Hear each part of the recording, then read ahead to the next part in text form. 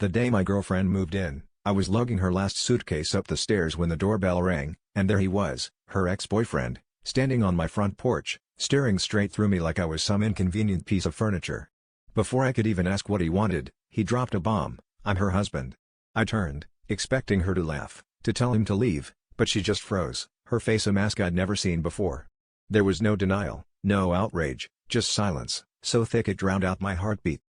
He pushed past me into the hallway, keys in hand, looking too comfortable, like he'd been here 1,000 times.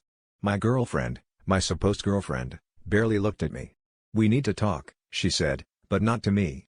They argued in the kitchen, voices sharp, words like divorce and mistake slicing through the walls.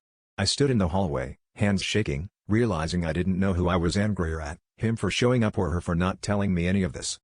When I finally forced myself into the kitchen, she was crying and he was holding her hand. I demanded the truth, and she confessed, they'd never actually split. She'd told him she needed space, but never signed the papers, too afraid to let go. I felt like I'd been living in someone else's story, every memory now tainted, every kiss suddenly a lie. She tried to apologize, to explain, but I was numb, the floor gone beneath my feet. I told her to leave, both of them, and as they walked out together I realized I wasn't just losing her, I was losing the version of myself who believed in her.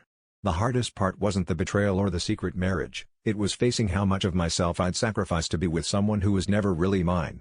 I locked the door behind them, not just to keep them out, but to give myself a chance to finally let go of the person I thought I was when she loved me.